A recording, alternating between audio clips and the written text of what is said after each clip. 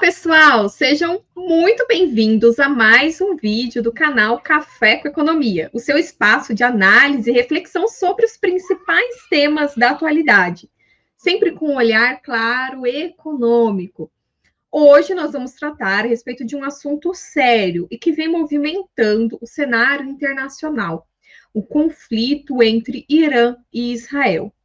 E para nos ajudar a entender os impactos econômicos desse confronto, iremos receber então o professor Leandro Fogatti, mestre em teoria econômica e especialista em assuntos internacionais. Seja muito bem-vindo, professor Leandro. Obrigado, professora Laís. Satisfação estar aqui mais uma vez contribuindo com o Café com Economia. Esse muito interessante programa aqui que a gente tem, né, nos cursos aqui da Unicesumar e para toda a comunidade, bem interessante. E quando é o assunto, né, na esfera internacional, sempre uma satisfação estar podendo contribuir aqui com um pouco de conhecimento e para a gente levantar, né, um questionamento, uma discussão sobre temas tão importantes aí que acabam, querendo ou não, por mais que seja lá do outro lado do mundo, influenciando, né, na vida econômica brasileira e na nossa rotina. Então, satisfação estar aqui para mais um encontro nesse Café com Economia. E vamos lá, falar sobre mais uma guerra, mais um conflito, né? O 2025 não está para brincadeira aí, né? Estamos aí com mais uma grande repercussão aí no assunto de economia internacional. Verdade, professor, cada vez mais, quando a gente acha que as coisas vão se acalmar, surge um novo conflito. Professor, para começarmos então, você poderia nos ajudar a entender de forma rápida esse contexto da guerra? Então, quais foram os principais eventos que levaram essa escala de conflito entre Irã e Israel neste momento? E por que esse conflito específico tem gerado tanta tensão global? Bom, nós temos que a região ali, né, do Oriente Médio, ele é uma região bem com grandes tensões e que nós temos, né, Israel, que é o país que possui ali, né, a questão de armamento nuclear. E os outros países ali ao redor não possuem esse armamento. E o Irã, há um bom tempo, já há mais de 20, 30 anos, vem com esse processo de a cada vez tendo uma evolução tecnológica no seu programa militar para que consiga realizar o enriquecimento de urânio. E aí, né, as últimas informações em que já estava conseguindo fazer esse enriquecimento do urânio na casa dos 60%. E para conseguir, né, transformar isso numa bomba nuclear, num armamento nuclear, precisaria chegar a 90%. Então, já estava, de certa maneira, não tão distante de chegar nesse patamar. E eles já têm, o Irã já tem os mísseis para estar alocando esse armamento nuclear.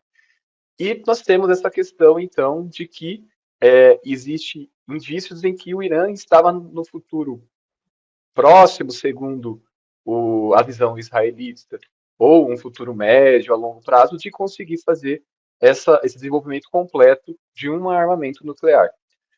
E a partir desse cenário, nós temos que tem uma questão até religiosa ali, religiosa e étnica, em que o Irã ele é o único ali daqueles países ali em que a maioria do seu estado e é governado por uma esfera xiita, em que nós temos uma outra vertente que é sunita, que está ali em outros países daquela região.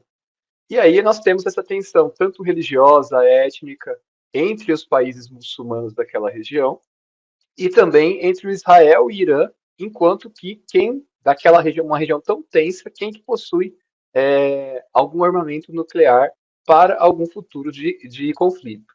E Israel e Irã já tem um histórico de conflitos, tá? Porque são duas importantes economias daquela região.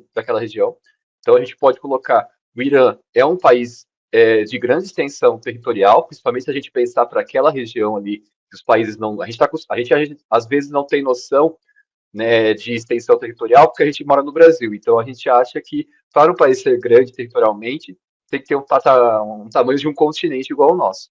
Mas a Ucrânia é um grande país de território, o Irã também é.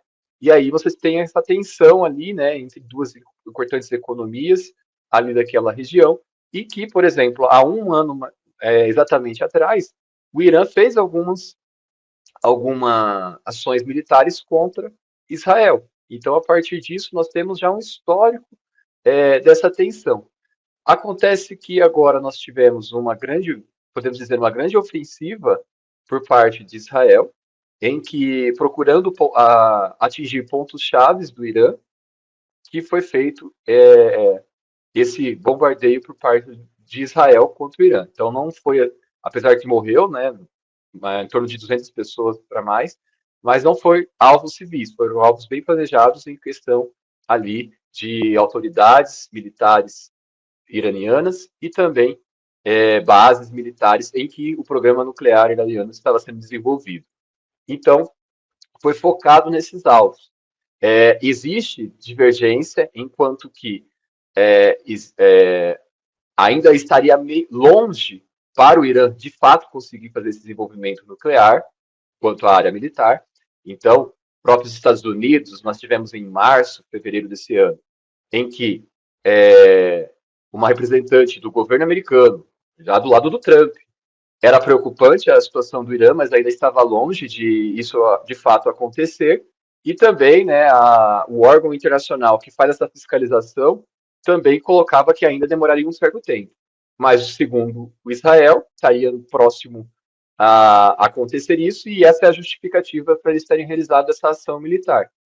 E, querendo ou não, a gente vê que é muita coincidência. Exatamente há um ano do que teve uma ação do Irã contra Israel, e justamente uma outra coincidência em que semana passada, há poucos dias atrás, antes dessa ofensiva, foi quando, né, o primeiro-ministro de Israel, ele teve lá uma questão em que uma votação lá no, ele é primeiro-ministro, né? E ele teve uma votação em que ele quase perdeu essa votação ali, foi por um voto.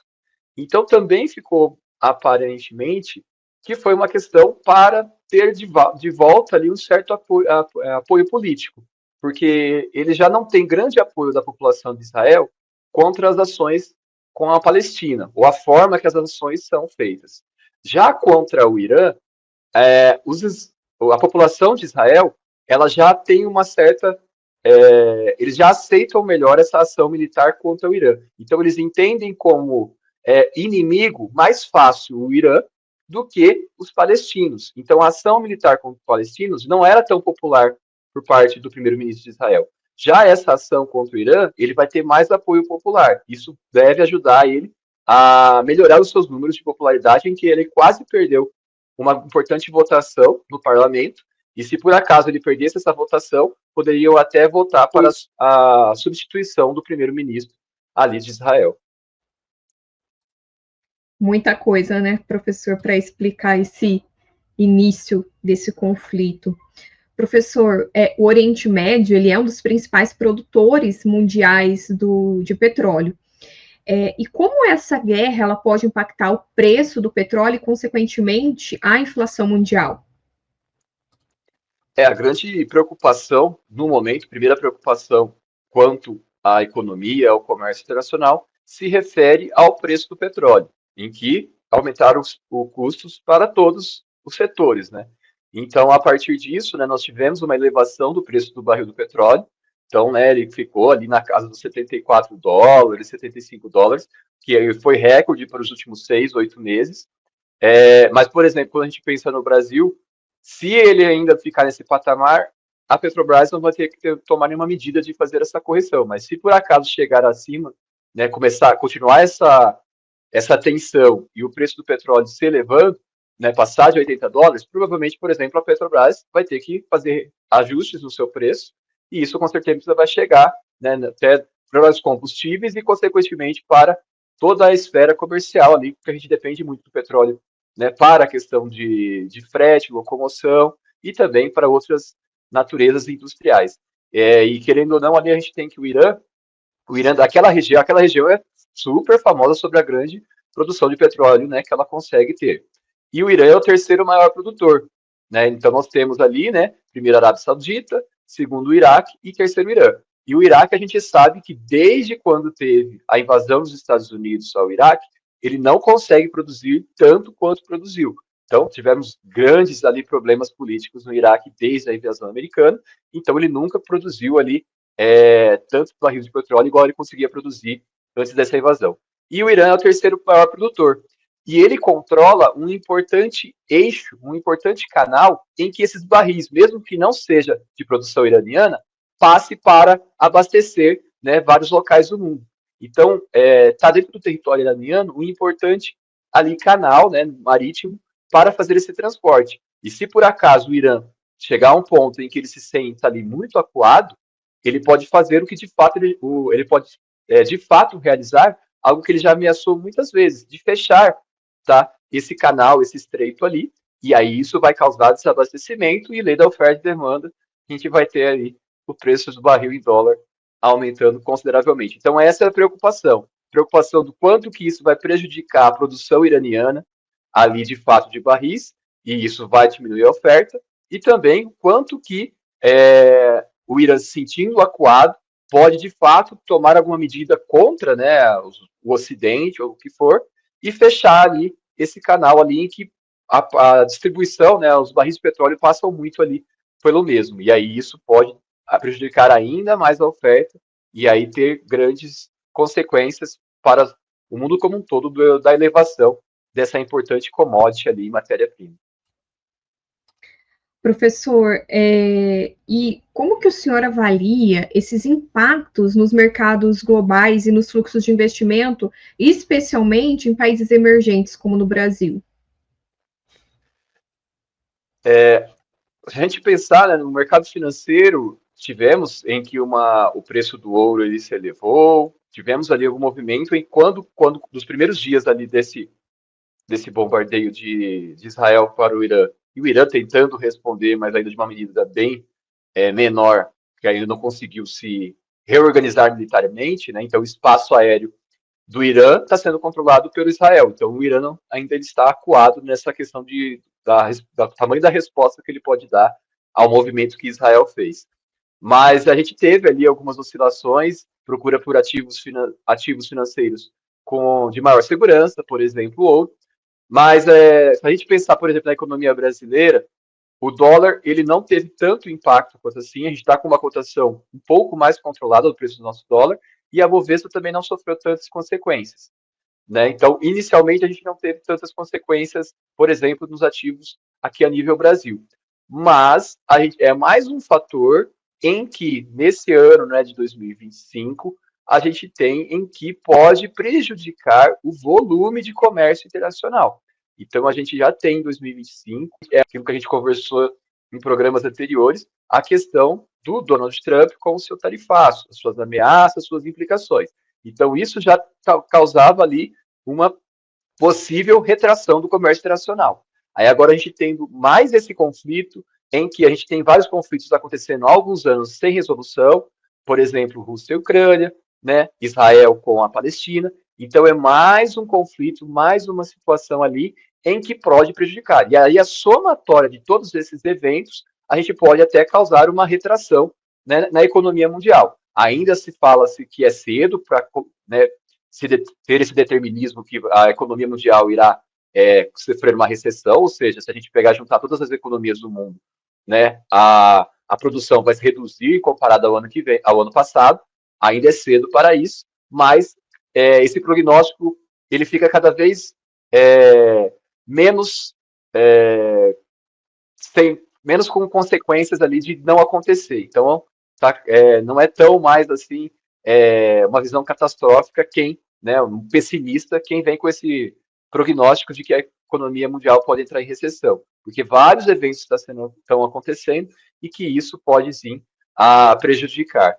E aí a gente tem que pensar também, né, nessas economias emergentes, o quanto que ela precisa. Ela depende, né, geralmente tem uma pauta exportadora forte e depende que tenhamos ali um volume de comércio alto, a dependência nossa da China, né, dependência ali referente também aos Estados Unidos, em que essas economias, né, tenham ali a possibilidade de estar comercializando mais. A gente tem que entender que, por exemplo, o Irã, ele tem o petróleo do Irã, ele fornece bastante para a Rússia, para a China, então ele é um dos principais fornecedores para a China, e a China a gente sabe o quanto que a gente é dependente, ali enquanto Brasil, de exportar e até importar da China, e a gente precisa, então, ficar atentos a esses movimentos.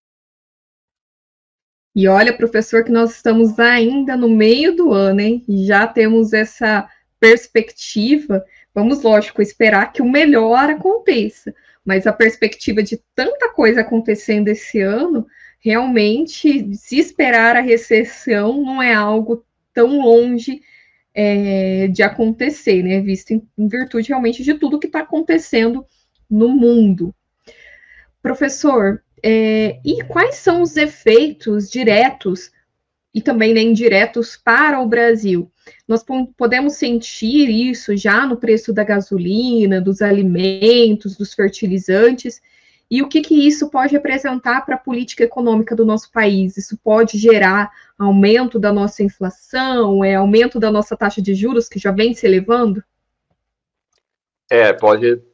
Pode ser sim consequências. Primeiro, que a questão do petróleo que a gente vinha conversando, se de fato esse preço do barril começar a aumentar, então se passar de $80, provavelmente a Petrobras ela vai reajustar o preço do petróleo, da gasolina e consequentemente dos outros combustíveis. Então, recentemente nós tivemos uma redução, não chegou ainda em todos os postos, né? Porque quando tem redução demora mais para chegar para o consumidor, mas podemos ter impacto de aumentar o preço dos combustíveis se de fato o preço do petróleo ele continuar aumentando ali, superar a casa dos $80 o barril. E a gente tem outras consequências, e isso vai ter impacto na nossa inflação, e a gente sempre tem que estar muito atento à inflação.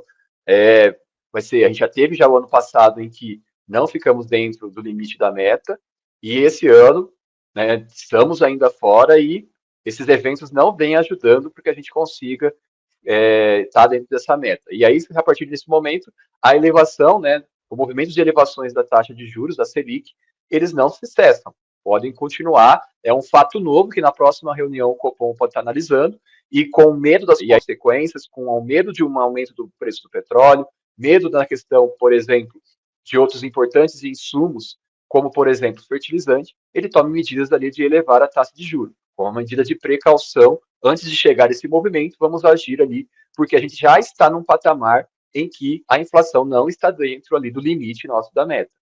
E falando, né, nessa questão, agora mais sobre os fertilizantes, o Brasil ele tem uma relação comercial com o Israel, não é tão alta essa relação comercial, então o Brasil ele importa mais de Israel do que exporta, e ele importa ali mais a questão de algumas peças de aeronave, que a Embraer tem necessidade, uma questão de medicamentos. Então Israel é uma economia bastante tecnológica, né, a economia de Israel, e o Brasil importa algumas desses itens. Mas o Brasil importa mais do que acaba exportando para Israel.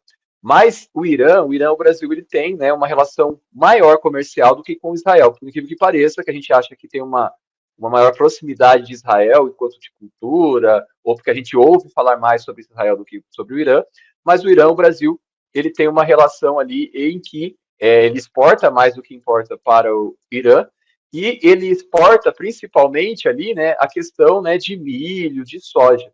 Então, só que como são commodities e o Brasil acaba exportando para vários mercados, não teria tanto prejuízo quanto a isso. Só que o problema está na importação, porque na importação o Brasil ele importa bastante a questão de adubos, fertilizantes, principalmente a ureia. E a gente sabe quanto que isso é importante, né, os fertilizantes, para a questão do nosso agronegócio. E aí isso, lembra lá quando estourou a guerra da Rússia com a Ucrânia, como que a gente ficou ali, né, com certo receio, porque também o Brasil importa bastante ali questão de fertilizantes da Rússia. Então isso pode aumentar os custos para o agronegócio, a partir de que um dos principais mercados que o Brasil acaba importando, porque ele importa 80%, por exemplo, da ureia, ele só 20% ele acaba conseguindo produzir, e aí é um mercado que pode elevar o custo, né, desses itens que são bastante importantes para o nosso agronegócio. E isso prejudicar as nossas exportações, porque é o nosso agronegócio que a gente tem um grande volume de exportações, e também até para a questão interna de aumentar os preços ali de alimentos. Agora realmente é um momento de tensão e ficar de olho no mercado externo e interno também. Professor, para finalizar, o senhor acredita que esse conflito ele vai se estender, vai se prolongar, como nós temos o conflito entre a Rússia e a Ucrânia, que já se estende aí por alguns anos, ou o senhor acha que isso pode ser contido diplomaticamente? Diplomaticamente, não estão tempos agradáveis para quem acredita na diplomacia. Não está difícil você confiar na diplomacia nos últimos anos, em que a gente não tem as rodadas de negociações cessaram, então está muito difícil o processo de negociação. A gente, querendo ou não, a gente tem ali um cenário global em que os Estados Unidos, de certa maneira, ele está perdendo a sua hegemonia. E isso acaba o quê? Criando, ele se sente acuado, e aí é tanto que nós temos o Trump e essa personalização ali, em que aí ele toma medidas mais drásticas, menos propensas a negociações, e a gente vê que um espaço, quando os outros países também, as grandes economias do mundo, vê ali em que os Estados Unidos ele não está conseguindo, né, ter a hegemonia como ele tinha antes, então a Rússia, a China, também se sentem ali mais à vontade para tomar medidas ali, ações que são de interesse dela. Então, a Rússia, talvez em outros momentos, ela jamais teria invadido a Ucrânia como aconteceu. Querendo ou não, isso mostra que ela sentiu que os Estados Unidos tinham lá problemas internos, outros problemas para se resolver, em que ele não poderia ser ali o grande mediador de conflitos do mundo. Né? Não poderia ele pautar o mundo como um todo ali nas questões políticas que estavam acontecendo. Então, mostra ali uma certa fragilidade, e quando você tem uma lacuna de poder, quem tem capacidade de ocupar alguma posição vai estar tentando fazer essa ocupação. Então, a gente vê, né, a China e Rússia estão bem próximas, e são, querendo ou não, de certa maneira, aliados do Irã, não militarmente, então, por enquanto, economicamente, é essa aliança, mas por isso que fica com esse monte de memes ali sobre a questão de Terceira Guerra Mundial e tudo mais, porque o Irã, enquanto Israel tem uma relação de muitas décadas ali e muito estreita com os Estados Unidos, e com os Estados Unidos fornecendo armas, toda a questão ali para Israel, nós temos do lado do Irã em que, né, ele tem a China e a Rússia como grandes parceiros. Oficialmente, militarmente, ainda não tem a Rússia como grande parceiro, mas é uma questão que pode se projetar, que pode evoluir para isso. A gente tem ali alguns movimentos, nós vamos ter várias reuniões internacionais, agora está para acontecer, né, nessas semanas aqui que a gente está gravando, a reunião do G7, e aí vão tentar convencer o Donald Trump a ele pegar e conversar com o primeiro-ministro de Israel para ter um movimento contrário, de segurar tais ações. Mas aí a gente tem os outros líderes mundiais tentando convencer o Donald Trump convencer o primeiro-ministro de Israel.